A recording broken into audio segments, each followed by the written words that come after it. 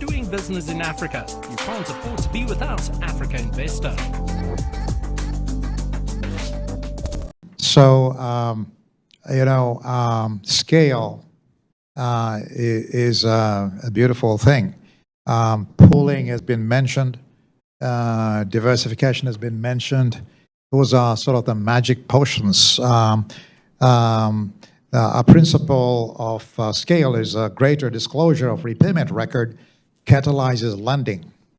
The disclosure of delinquency and loss data, such as is available at the GEMS database, is critical for scale in climate finance, as frankly in any kind of finance.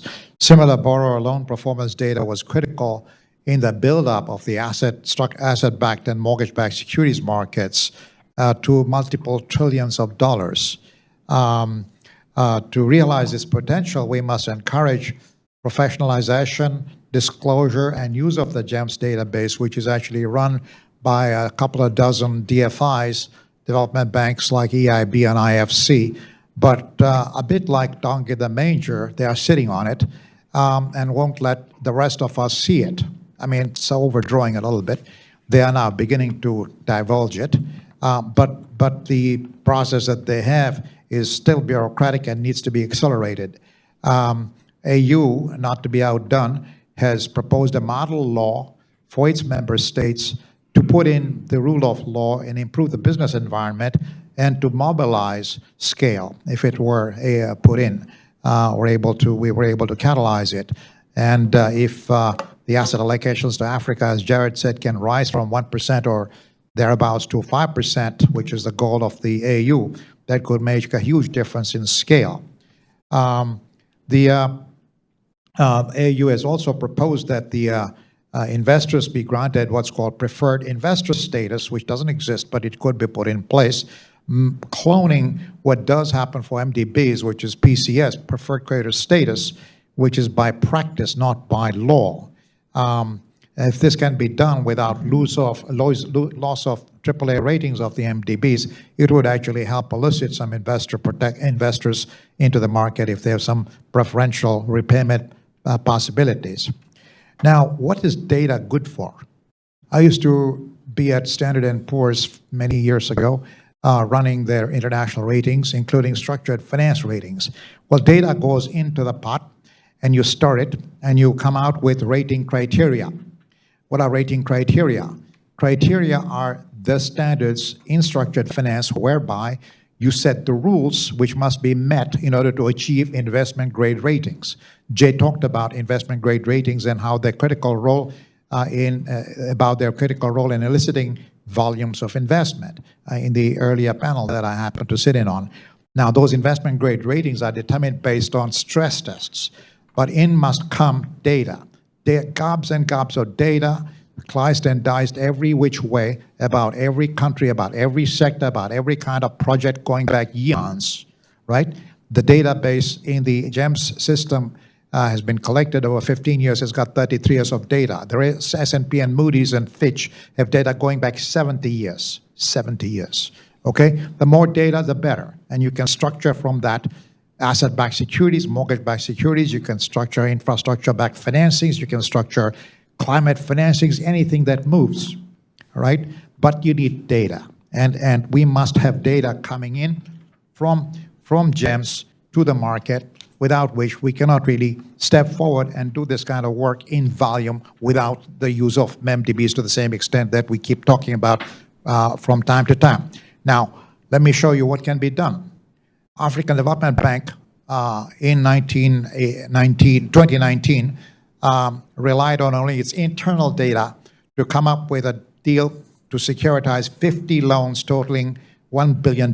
Pooling, right? Pooling and diversification and scale, $1 billion. Okay, but they had to put up 27.25% of protection under the senior tranches to get the senior tranche to be investment grade. Basic, call it 4-to-1 leverage.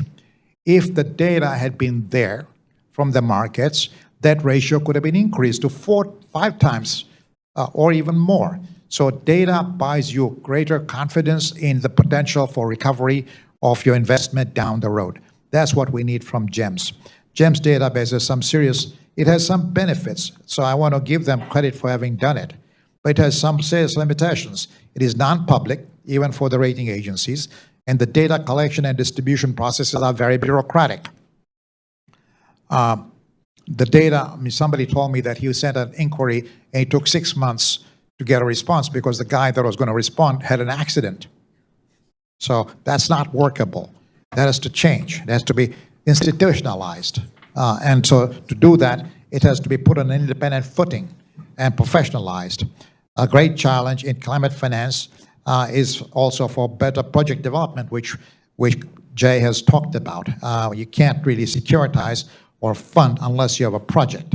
But I'm optimistic on that because $1 trillion green bond market has developed in just a dozen years.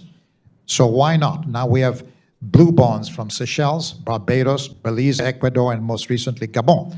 So these can also be scaled up. The Nature Conservancy is overseeing Gabon and Ecuador transactions and can do many more. So I'm optimistic. Now, credit enhancement is key because there has to be quality credit for those who want quality, and other investors are willing to take risks, so you can segment and then get to the blended finance. Guarantors like, of course, DFC have played in the blue bond market. Others are coming in, like the Green Guarantee Company, and many others from the private sector may also join over time. So as in the structured finance markets, I think initially there was reliance on monolines and bank guarantees, but gradually senior subordinated structures came along, and investor segmentation allowed those who wanted yield to take the lower tranches and those who wanted lower risk and higher quality to take the senior tranches. And of course, cash collateral came in too. So cash from the non-NGO and the Bill Gates of the world, the philanthropies can come in and play a role too. The next step is to go from GEMS 2.0, which is going to give you a little bit of a disclosure, to really a full-blown GEMS 3.0, where you have global institutional investors and rating agencies and others can get access to well-managed, well-constructed, easy-to-access, reliable data on performance in projects and structures over time. So it should complement, expand, and broaden the development of the data sets to mobilize private resources and work with the rating agencies to develop criteria for climate finance transactions. It should analyze the data to provide global institutional investors with the wherewithal to rely on investing with confidence. And it should help enhance asset allocations. All of this can happen if data is available. Larry Fink, who founded, I almost worked with him, I should have. He founded BlackRock, which has $10 trillion in assets. Now he predicted that this market could scale up if we had the following things. First, lost by the countries. Second, lost by MDBs. And then he would come in. But I think that's the first stage of the market. Then come cash collateral, then come senior subordinated transactions, and that's when the market will really scale up. Thank you. Doing business in Africa, you can't afford to be without Africa Investor.